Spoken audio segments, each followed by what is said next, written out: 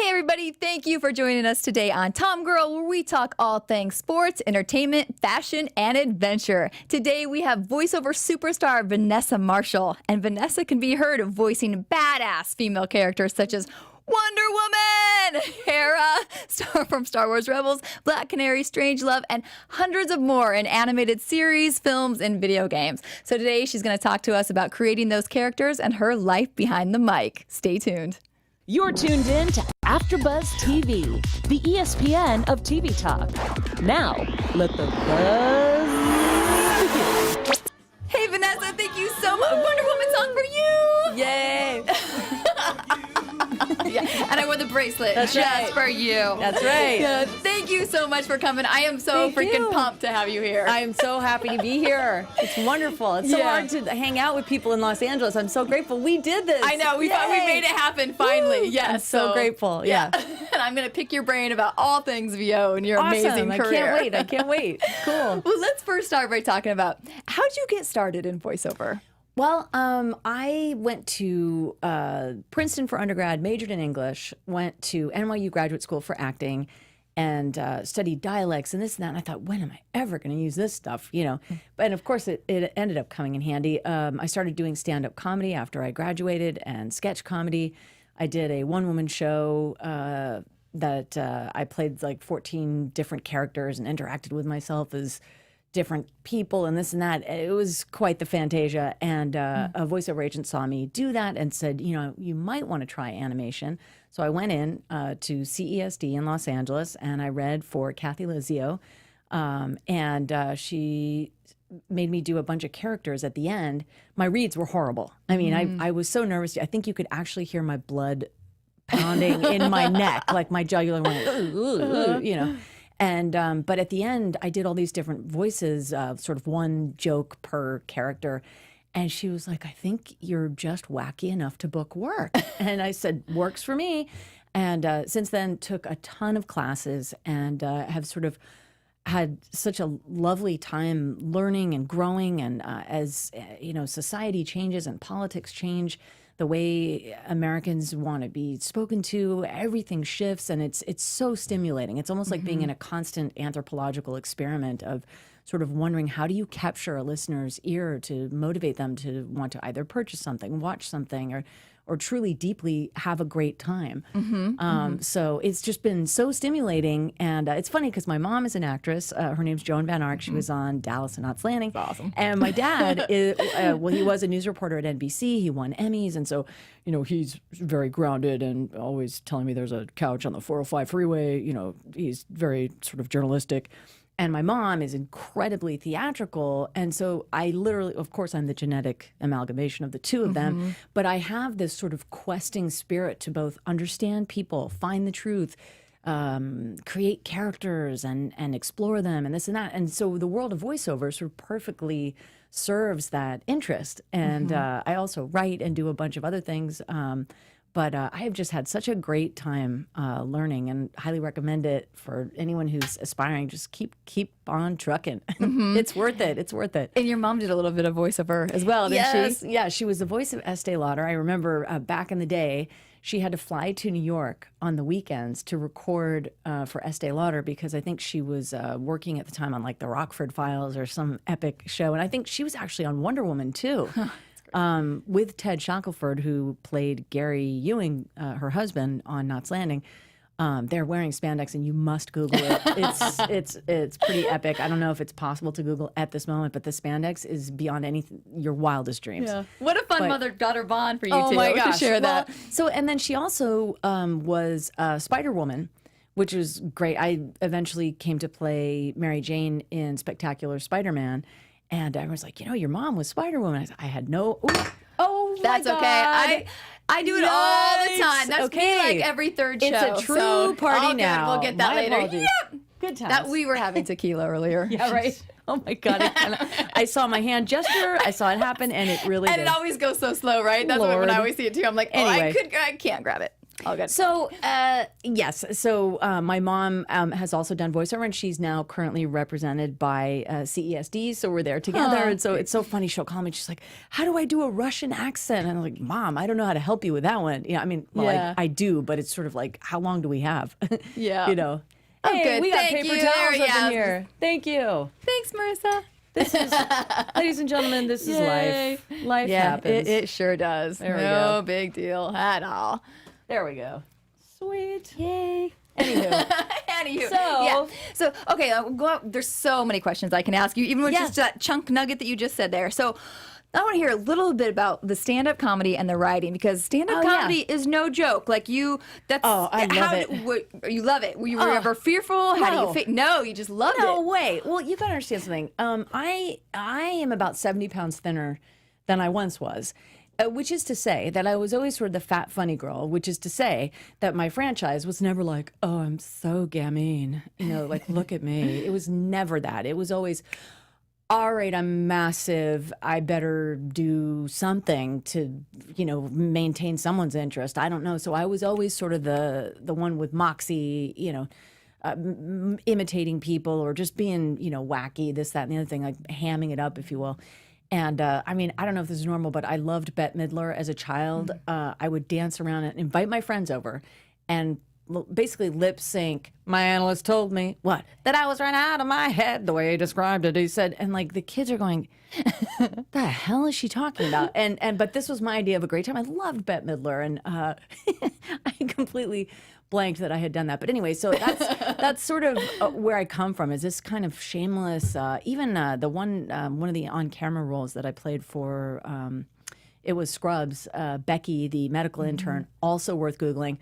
I wore my Incredible Hulk t-shirt, my polyester gym shorts, and knee-high socks to the audition. I mean, aggro.com. I looked awesome. And I play basketball with Zach Braff and Donald Faison, and I get really aggressive and like bang the trash can. And anyway, what I'm saying is like none of that scared me. So getting up on stage and telling the truth or asking people to consider the truth, there's nothing wrong with that. Yeah. I mean, I guess I was never going for jokes per se. Life itself is so hilarious to me that I don't really think you need to do much. You just sort of present life as it is, and in that certain light, people can find it funny. I remember a voiceover teacher that I studied with, Maurice Tobias. She, at the time, Seinfeld was very big, and all these sort of comedians were getting their own TV shows, Ray Romano, this and that. And at that point, like I said, culture shifts, and so do the reads.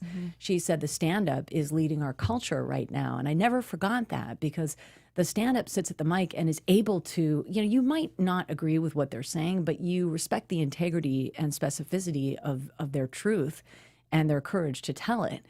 And in a weird way, I almost started to view stand-up comedy as like shamanism in a weird way, to have the humility to get up there and just present the truth and be vulnerable. Amy Schumer is just out there, Sarah Silverman, all these people.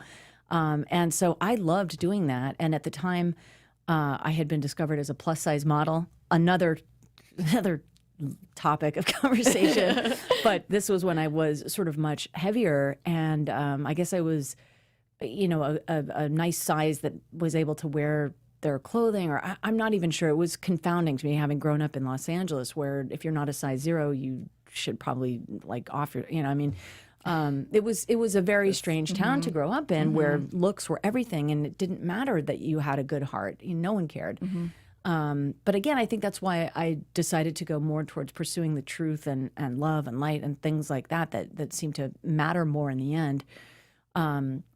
But anyway, I took to stand-up comedy sort of straight away and loved it. And the only reason I stopped doing it, I got married, and I was like, good wives don't go out and hang out with crazy men, like I'm being a bad wife, which is like, by the way, if you're telling yourself a story about what's going to make something work, i.e., I should be the person that this person wants me to be, it's a recipe for disaster. Like, keep doing your stand-up. Be true to yourself. If I can teach anyone anything, I learned that life lesson. That's one regret. I wish I had continued to do it. And I actually have been considering getting back out there and doing it now.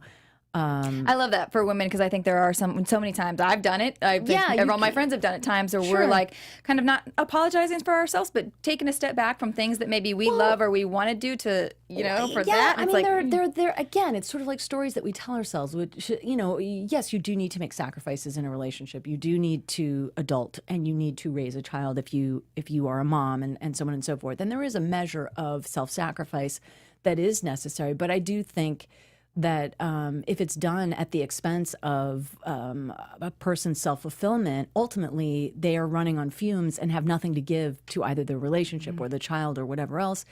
And when I meet younger people who are in relationships, I really encourage them to keep their hobbies going, keep what makes them going, because ultimately I think that's why these people are attracted to us and fall in love with us. And when we stop doing them, we become sort of hollow versions of ourselves. And, I am actually best friends with my ex-husband, and I think we get along better now because I'm living more without apology, and I'm 100% true to myself. And there are certain things we don't agree on, and I'll just say, I like my coffee like that, okay? Or whatever it is. And we're able to respect one another, and it works out.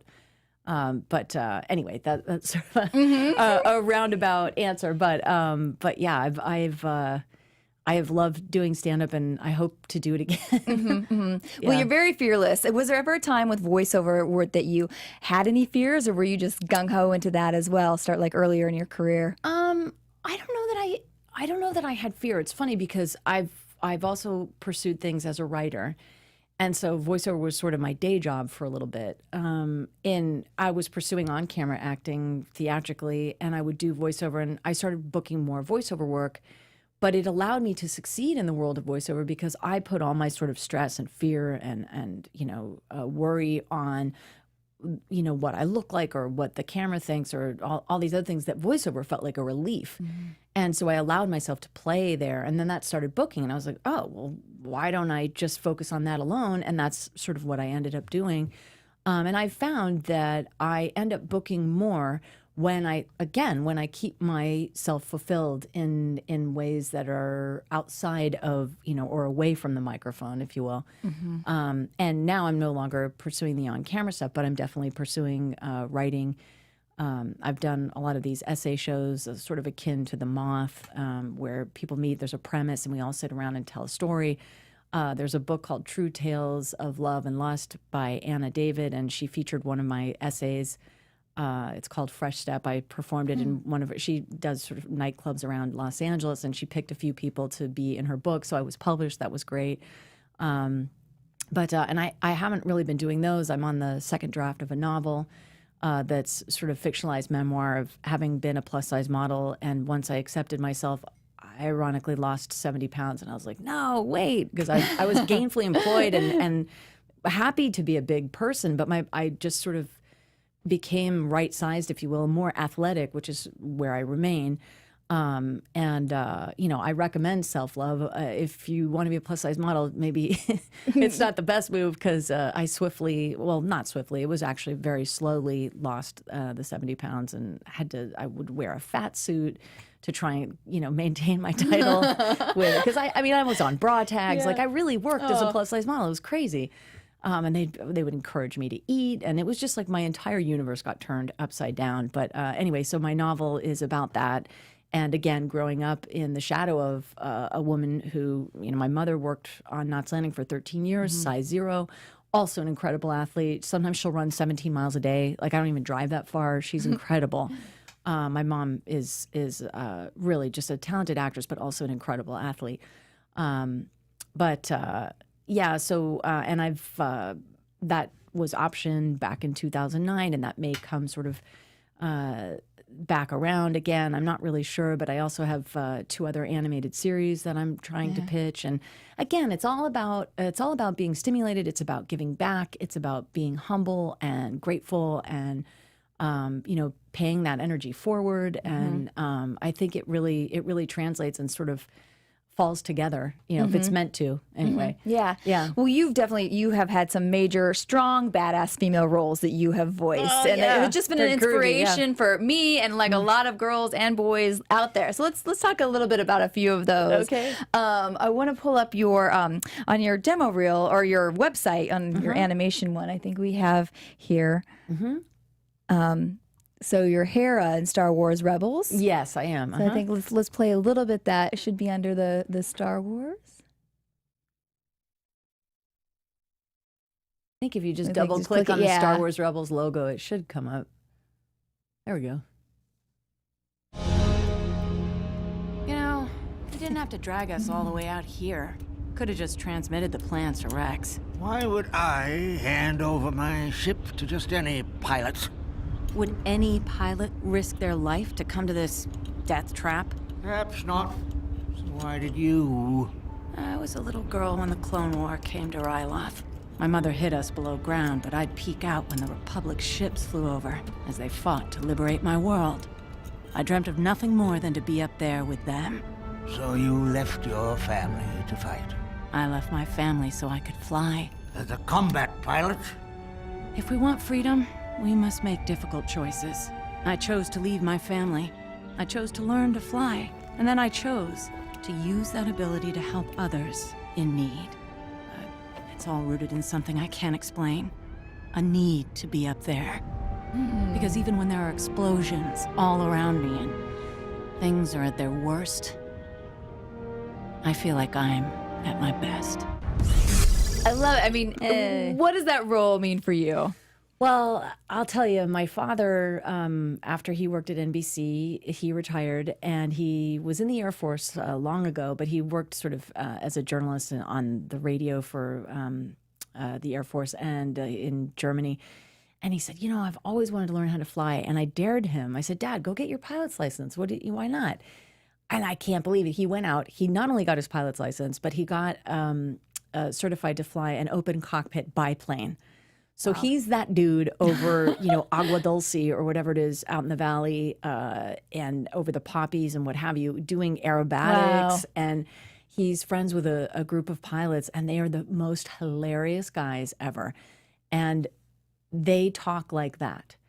And my dad feels that way about flight. The value of it is so important to get perspective and to be up there. Now, my dad is never in combat, but of course, doing hammerheads and whatever else, it's, he looks like Snoopy with his goggles on or whatever. It's pretty intense. The Red Baron. Yeah, and my dad has this big blonde afro, so when he puts the thing, he like contains the fro and puts the goggles on. It's pretty epic. But yeah, there was something about the power of flight, the necessity of it for a pilot that I remember when I did this scene, I was thinking about my dad and I sort of dedicated the performance to him. And I think Dave Filoni really did a great job, as did the writer Steve Melching, to really sort of capture that essence of the pilot's spirit. But yeah, so Hera was such a cool chick. She really was. Yeah. How do you draw, how do you develop your characters, or how do you decide what you're going to bring, to the scripts? I studied a lot of Joseph Campbell, and I love the idea of sort of primal archetypes and sort of combining them and seeking out, the different types of women that tend to sort of operate in the world and mixing and matching those. And I'm a huge Star Wars fan, so a lot of things I will strain through Star Wars. And when I got that audition, it was called Wolf. And I didn't know that it was actually for Star Wars Rebels, but it felt like it was to me. And I applied the principles of the Rebel Alliance and that journey to the script. And luckily, in this case, it actually panned out for me, because that is literally exactly what she was talking about. And so maybe they could feel I cared deeply about that narrative. Maybe they felt that, but also it happened to be one and the same. So that was very lucky. And I ended up booking the role. But different characters, I feel like they're located, they come from different areas in the body. They operate from different levels. Some are sort of more grounded and from the core, and others are more sort of cerebral. And so I kind of make that choice. But ultimately, it's about the specificity of sort of what they want, where they are, what the stakes are, and so on and so forth. and then forget all about the sound. Because then if we go from the outside in, it feels sort of empty. You're meaning like for people not to try to put a voice on it, Exactly. or not to like, oh, I think she should. It's like, no, but why does she sound like that? The jobs that I have booked have been ones where I made specific choices, and sometimes have based them on people I know. One of the character, Mary Jane from Spectacular Spider-Man, I felt she would sound like a friend of mine. And so I imitated her for the audition. And that gave me permission to know exactly how she would say everything. And so sometimes, and I think the listener can feel that, like, that's a real person. That person really, she knows who she is, And sometimes you can do that by, I've taken animation classes where they say, take, Miley Cyrus and Lucille Ball and put them together, and what does that sound like? And that creates a completely unique character, and sort of how they might think together. But what a fun character that would be. Oh yeah, oh definitely crazy. Yeah, yeah, very. Yeah. But anyway, so yeah, I just always try and keep it interesting. It's funny because Hera's voice is very much located where mine is. And so since then, if I've read something, I'm like, gosh, I wonder if people are going to say, like, that carnation milk commercial kind of sounds like Hera. What is that? So I usually, for animated shows, I've created voices that are other than my own. And Hera is very close to me in every way. So that it's sort of like, I don't want to be derivative of Hera for the rest of my life, but that's kind of who I am, So it's been an interesting journey. And then the season just ended. The season 4 Blu-ray just came out. It's very exciting with all the extras. I love it. If you haven't seen that, go for it. Yeah, so it's sort of post Star Wars Rebels now, kind of, facing the music. It's good times. How has it been being just a part of that family? I mean, with Comic-Con and all the fans. Oh, wow. Yeah, it's been incredible. There's a group, Star Wars in the Classroom. Teachers use the Star Wars narrative to sort of teach Shakespeare and all kinds of things. And they're all over America. I've met up with them at Comic-Cons. That's been lovely. All the fangirls, all the people who follow Ashley Eckstein and her universe, like we all sort of wear the Boba Fett dresses and whatever it is. Like, I've made friends that I know I'm going to have for the rest of my life. Yeah, the 501st Infantry, the huge Star Wars fans, they made us honorary members, and the Rebel Legion did, as well as the Mandalorian Mercs. It's just like, I feel like I'm going to have friends for the rest of my life. As an only child who's, read books and collected action figures and been a nerd in silence forever, to finally have all these people on social media, there's never a dull moment, ever. And it's been fun to go to the conventions, and I'll meet the 501st at wherever I am, and we hang out. It's as if I've known them forever. It's so weird. And you have your own action figure, right? Oh, yeah. What was, come on, was that not just so exciting when you got that? That was mind-boggling. I got to say, that Comic-Con, when we first introduced Star Wars Rebels and Hasbro released an action figure, and then there's a Black Series, they're just, then the Lego figure, too. Yeah.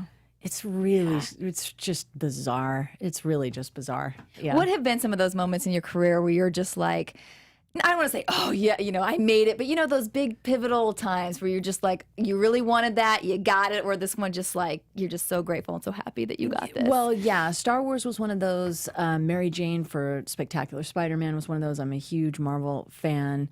When I was at Star Wars Weekends, and they have this sort of car parade that they do where they play the Star Wars music, and to see all of these people who truly love Star Wars as much as I do, I mean, I don't know if that was like a success moment as far as voiceover is concerned, like, yay, I made it, but I felt like I was home.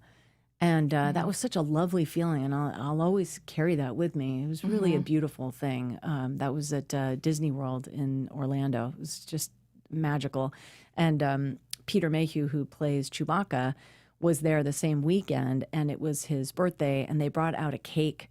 It was a Millennium Falcon cake, and he had just had surgery to be able to walk to do Episode 7.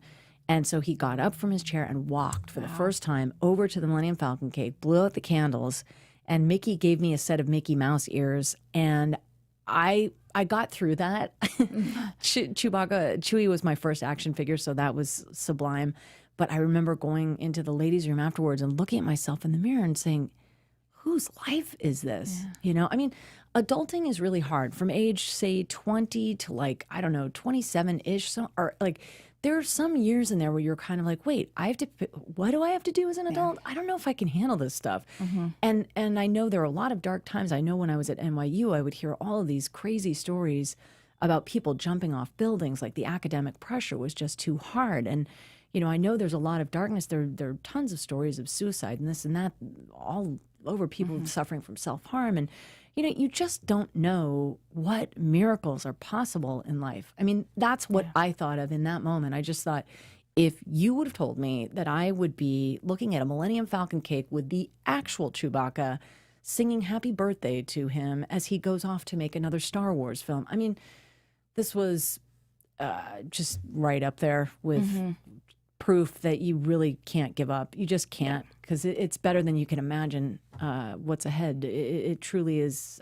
Nothing is impossible. It's worth it to hang in there. So I recommend it. How do you personally work through dark times like that, or times where maybe you're not booking as much, or, you know? Well, I try to give back. And you know, I help with social media for Step Up Women's organization, helping sort of more marginalized women who are and girls in school sort of get scholarships to get into school and job placement and internships. I can't really offer them an internship and be like, do a good audition and pray and hope for the best. You know, it's like that's not career advice. When I would go to the career mentoring sessions, the girls would be like, I want the lawyer, I want the fashion designer, I want this person who can, you know, plug me into a bank or a law firm or something. And as they should. So I was like, you know what? I love social media. Why don't I tweet away and help in that regard? But I find that energetically, if I'm more focused on what's right, more focused on what I'm grateful for, you know, rather than focusing on, well, I don't have this or I don't have that, but that's only that or whatever it is, I find that really sort of shakes things up. And I love taking classes. Classes are a great way to sort of stay on point. And it's sort of like you can't go to the gym and be like, well, I did buys, so I'm done for the year. You know, it's like, no, I hate to tell you, you got to hit that dumb body part like at least, you know, once a week. Get a, you know what I mean? Like it's just the daily upkeep. I think it's sort of the same. So I try and stay busy and activated. And I have like 3 books that I'm in the middle of reading. I recommend that as well. It's just sort of, if my grandmother used to say to me, if you're bored, then you're boring. So, you know, go do something, go help someone or look for someone else who looks more uncomfortable than you feel. And it really just shifts the energy. I think it makes a difference, you know. One other role I want to talk about that you do just too was let's talk about Wonder Woman a little bit. How did that feel to get to portray such an iconic role, female role? That was incredible. I couldn't believe it. Well, the cartoon series, I remember I had just my now ex-husband had proposed to me and took me to Paris. And I mean, we literally went on like a shoestring budget. Like, what are we doing in Paris? I mean, I speak French, but it was like, can we get Le Pizza Hut? You know, I mean, it was like really adorable. You know, he proposed to me on the plane. Aww. And at the time, you know, phones were like, hello, Mom. Like they were like there was a giant brick. Well, yeah, there was a phone on the plane. I was like, I'm getting married. You know, it was bananas. And then my agent called at the hotel and was like, you know, you have a callback for Wonder Woman for the cartoon. And I was like, je ne sais quoi. I mean, like, I am in Paris. I'm sorry, I'm getting married. I don't know what to tell you, you know, so I had to pass that up. And I was so bummed. No. And Susan Eisenberg got it, who is Wonder Woman for me. Like, Susan Eisenberg is one of the coolest women on every level. And, like, she is Wonder Woman. I dig her soul. I love her. And so, like, if it, you know, to miss an opportunity to have her fully realize it and embody it, I was like, yes, thank you. Because it was so wonderful to watch and listen to. And anyway, but then they had these sort of one-off films that they did for Warner Brothers. And I got to play Wonder Woman in 2 of them. And I was so honored. You know, I mean, I had the underoos, and of Me course, too. you know, I used, like I would watch the TV shows, and this one, I believe it was Crisis on Two Earths. That was Dwayne McDuffie's final piece of writing that he did. May he rest in peace. God bless him. I love him so much. So it was an honor to, you know, perform in that for that reason. It was an honor to be directed by Andrea Romano, let's see, the Flashpoint Paradox was the second one, and I don't think we've ever seen Wonder Woman like that. It was bananas. She was complicated. Well, because it was like opposite day. Yeah, it was pretty cool. And also really well written, and yet another honor. So it's been wonderful to be a part of that. And that's the great thing about the voiceover community. I really don't experience that there are haters. Do you know what I mean? Like Susan and I are close as can be. There's never any, I mean, like I played Black Widow in Avengers, Earth's Mightiest Heroes. And I don't play Black Widow anymore. We realize that, you know, we're sort of like, yeah, whatever. None of us are out to sort of murder anyone for taking over a role. Or there's so many things at play. I mean, I think that's also why I prefer voiceover to on-camera acting. I don't know that women are not supportive there, but I know that it's sort of harder. The variables are just a little bit more complicated. If someone doesn't like my voice, I'm like, oh, well, good for you. Yeah. I mean, oh, well. Yep. Because I can speak in a billion different ways. Like I got to play Erwin in The Grim Adventures of Billy and Mandy.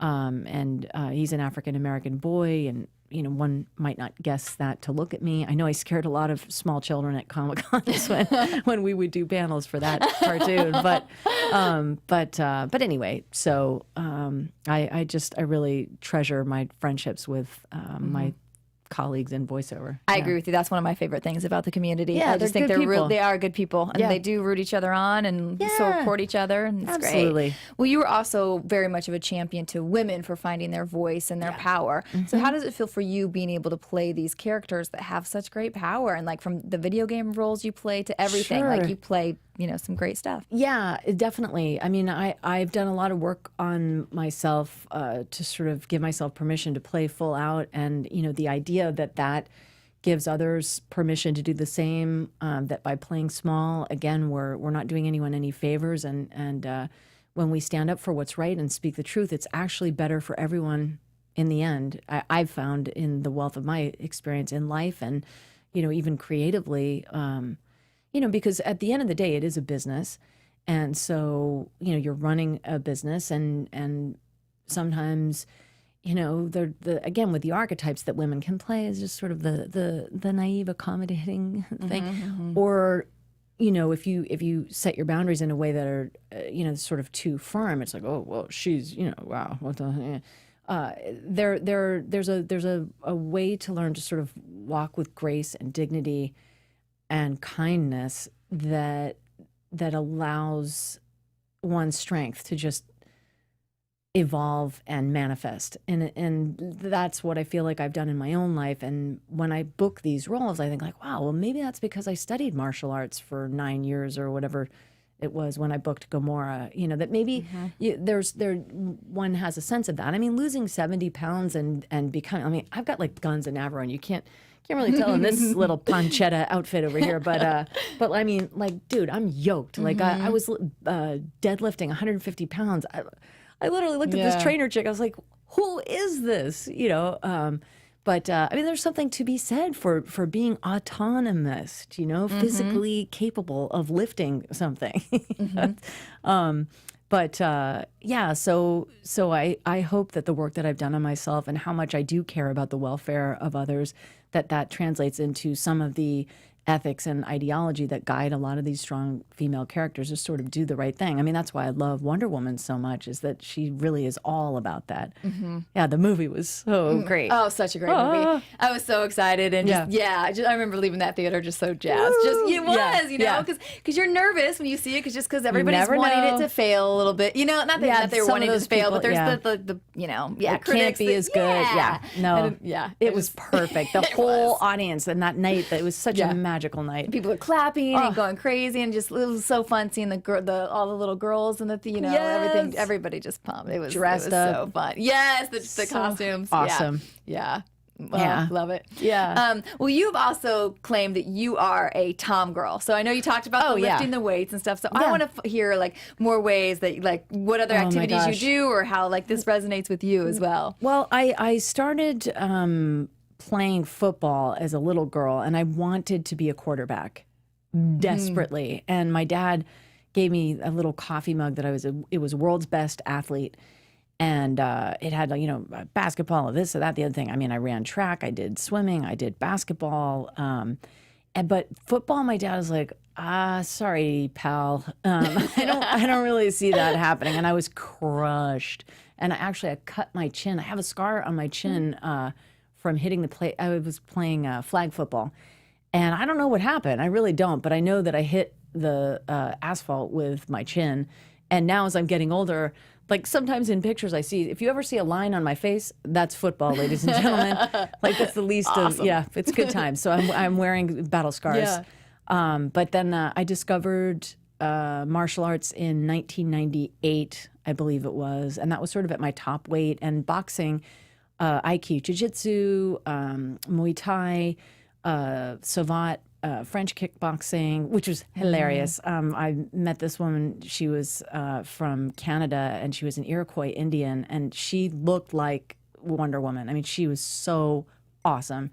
And I just shapeshifted with her and became this like crazy athlete. And it's just not stopped since then. And it really impacted the way I started to think about food more as fuel as opposed to like medicating the traumas of life, of adulting.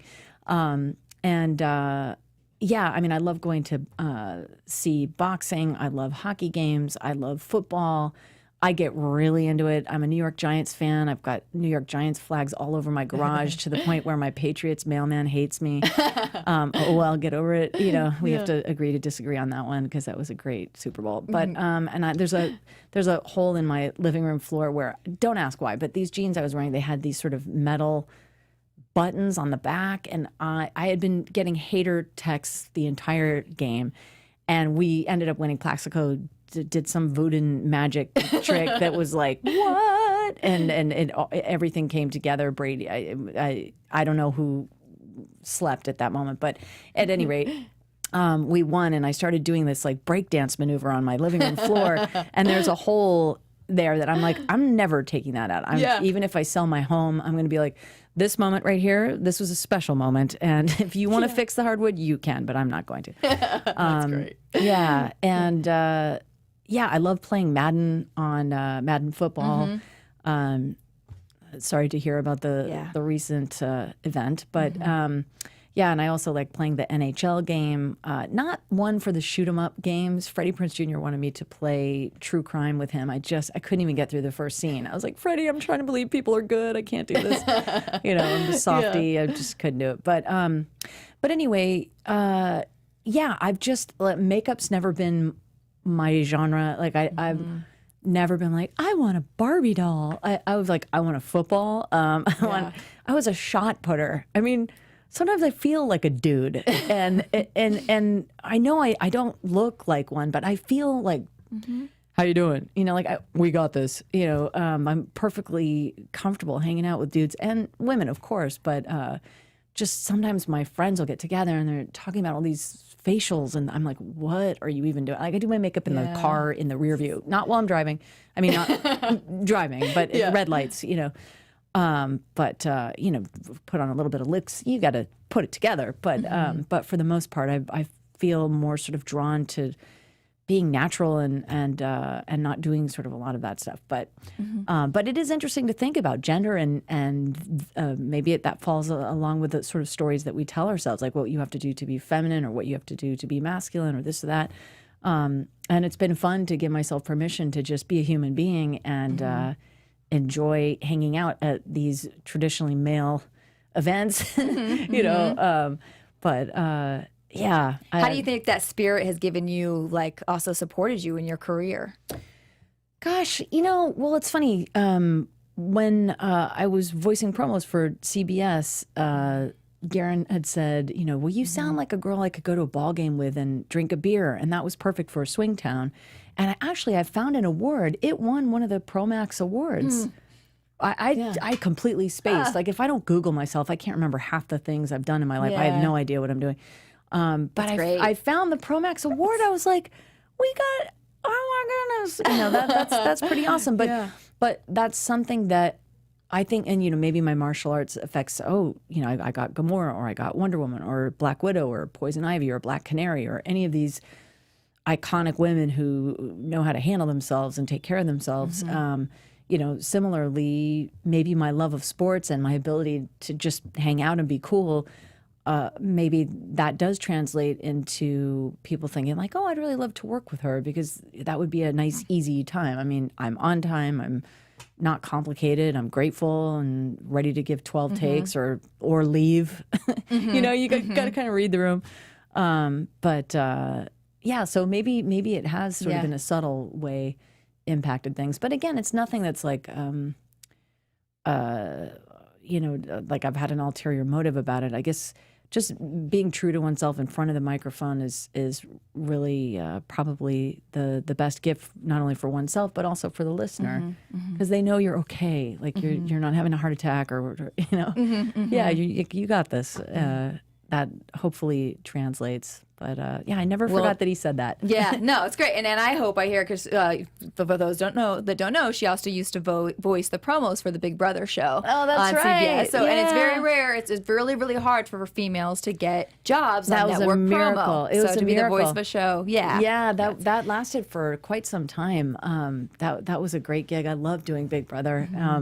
And it's funny because like I've done a bunch of really wacky jobs, but whenever I would tell people that I voiced the promos for Big Brother, they'd be sort of not listening. Like, yeah, that's nice. And then I say Big Brother, wait, what? Yep. They freak out because everyone loves Big Brother. Yeah. That show was my first job at CBS, and they hired me at the time. I literally was off. I got here 2 weeks before that job started, and I just walked in for the interview, and they're like, "Oh, we got the show starting. It probably won't be around, probably just this summer. But if you need a summer job, we'll hire you." And I was like, "I'll take a summer job." Okay. Great. Now it's like 18 years later, 18 summers later, it's still on the air. Crazy. It's an amazing show. It's I want to say it was like 2005 or 6. I remember maybe you 7 doing them. Mm-hmm. Yeah, there were a couple summers, and then I think they transitioned to the guy who's been doing it for a while.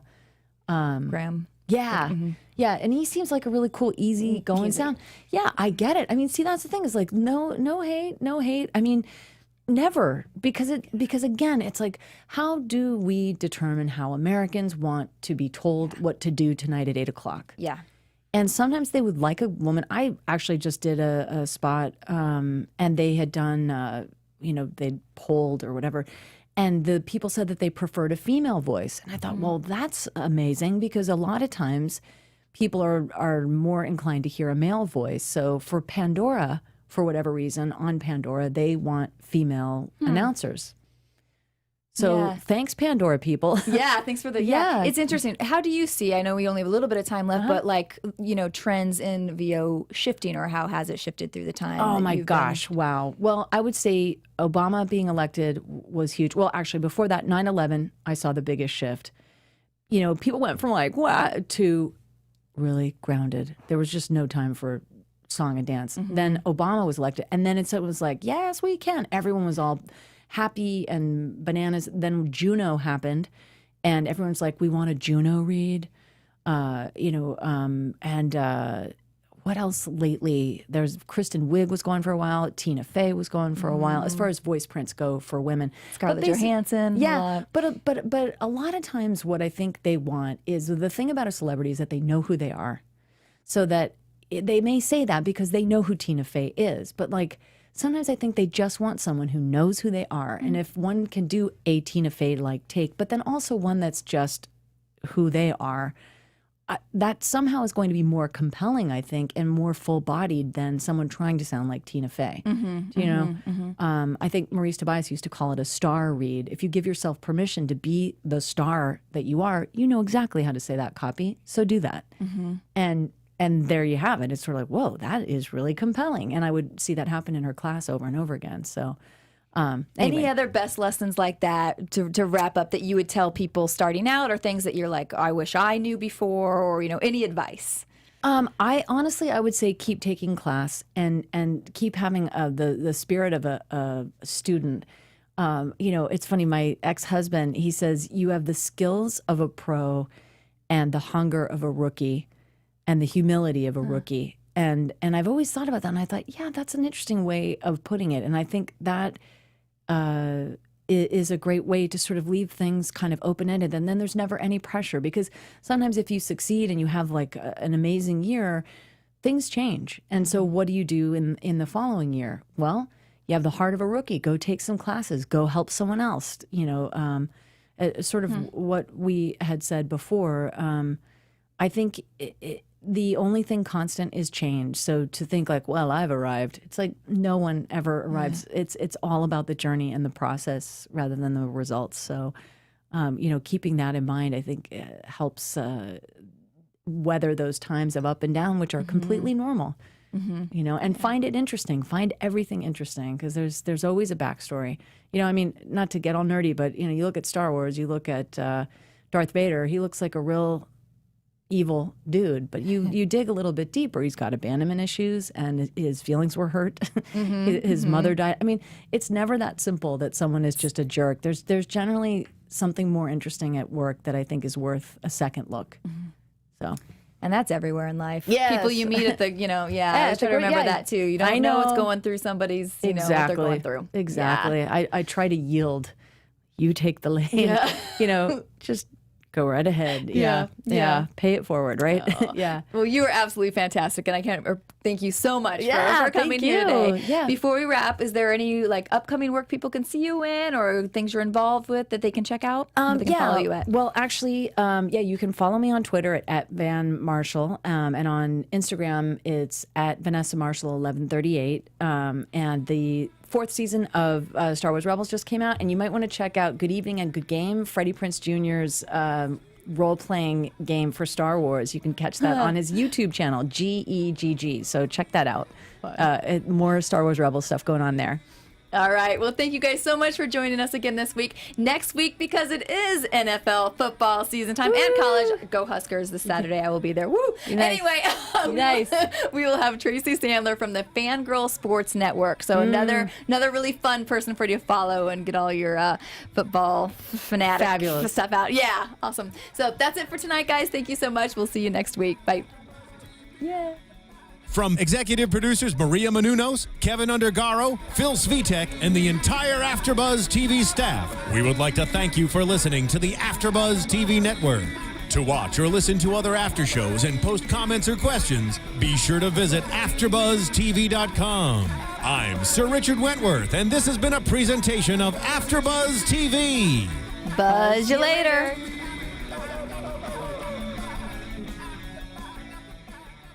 The views expressed herein are those of the hosts only and do not necessarily reflect the views of AfterBuzz TV or its owners or principals.